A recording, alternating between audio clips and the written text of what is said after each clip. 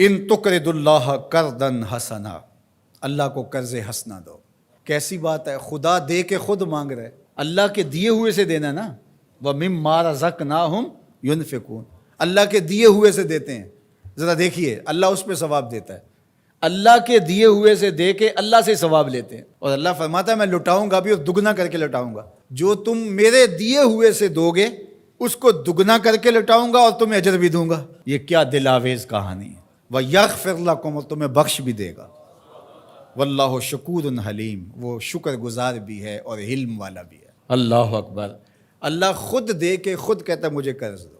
ایک دوسرے مقام پہ مَن یقرض اللہ قرضا حسنا، کون ہے جو اللہ کو قرض حسنا دے؟ جب یہ آیت کریمہ نازل ہوئی تو ایک صحابی تھے حضرت ابو دہدا رضی اللہ تعالیٰ عنہ، تو یہ آیت اتری کہ کون ہے جو اللہ کو قرض حسنا دے، اللہ اسے لٹائے گا، کئی گناہ کر کے دے گا۔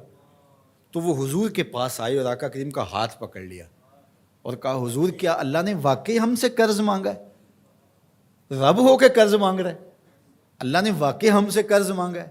تو حضور نے فرمایا ہاں ابو دہدا، اللہ نے واقعی ہم سے قرض مانگا ہے۔ تو حضور کا ہاتھ پکڑ لیا اور ساتھ ساتھ چلتے رہے، تو کھجوروں کے باغ کے کنارے حضور کو لے گئے، اور 600 کھجوروں کا درخت تھا جہاں انہوں نے اس کو لگا کر کے پروان چڑھایا تھا۔ اور کھجور آپ کو پتہ ہے کب لگتی ہے اور کب جوان ہوتی ہے، کتنا وقت لگتا ہے۔ پھل دینا آسان ہوتا ہے لیکن کھجور دے دینا یہ بڑا مشکل ہوتا ہے۔ وہ ہمارے دیہاتوں میں کہتے ہیں کہ جٹ گڑ کی پیسی دے دیتا ہے لیکن گنا نہیں توڑنے دیتا، چونکہ فصل کے ساتھ جو لگاؤ ہوتا ہے، جو ایک ربط قلب ہوتا ہے، وہ بڑا گہرا ہوتا ہے، تو وہ گنا نہیں توڑنے دیتا، اس پہ لڑائی ہو جاتی ہے۔ لیکن وہ گڑ کی پیسی دے دیتا ہے، وہ کئی گنوں کا نتیجہ ہوتا ہے۔ تو کھجوریں، اور وہ بھی کئی سالوں میں پل کے جوان ہوئی، 600 کھجوروں کے درخت تھے، اور پھر اس میں رہائش بھی ان کی تھی۔ تو اس کے کنارے کھڑے ہو کے پھر ایک بار دہراتے ہیں حضور کیا واقعی اللہ نے ہم سے قرض مانگا ہے؟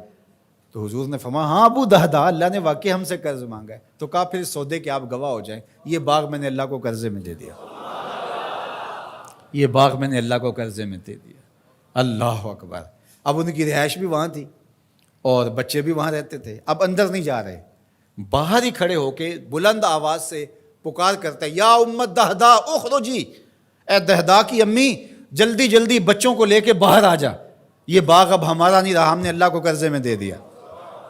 اب خاتون تو لڑنے لگ جائے کہ یہ اور کہیں انتظام نہیں کیا، یہ گھر بستا ہوا، یہ کھجوروں کا باغ لٹکتے ہوئے خوشے، یہ چھوڑ دیں، لیکن وہ بھی حضور کی درسگاہ کی پڑی ہوئی تھی۔ اللہ اکبر۔ تو وہ جلدی جلدی تھوڑا سامان سمیٹتی ہے، بچے سمیٹتی ہے، اور باغ سے باہر آتی ہے، اور باغ کے کنارے پر باہر حضور کھڑے ہیں، حضرت ابو دہدا کھڑے ہیں ان کے شوہر، اور پھر وہ آگے آ کے کہتی کیا ہے، ذرا ان لفظوں پہ 100 جان سے قربان جائے۔ وہ کہتی ہے رابحہ بیعک یا ابا دہدا، رابحہ بیعک یا ابا دہدا، دہدا کہ ابو تو نے بڑا ہی نفع والا سودا کیا ہے، تو نے بڑا ہی نفع والا سودا کیا ہے۔ اللہ اکبر۔ یہ تھے حضور کی تربیت کا نور پانے والے لوگ۔ تو کہا ان تقرض اللہ قرضا حسنا، جو اللہ کو قرض حسنا دے، یضاعفہ لکم، اللہ اس کو بڑھا دیتا ہے، ویغفر لکم، اور تمہیں معاف بھی کر دیتا ہے۔ واللہ شکور حلیم، وہ شکر گزار بھی ہے اور حلیم بھی ہے۔ علماء نے لکھا حلیم کا معنی یہ ہے کہ تمہیں گناہ میں سزا دینے میں جلدی نہیں کرتا، حلم والا ہے۔ عالم الغیب والشہادہ، جو تم چھپ کے کرتے ہو، مخفی کرتے ہو، اسے بھی جانتا ہے، اور جو تم اعلانیہ کرتے ہو رب اس سے بھی باخبر ہے۔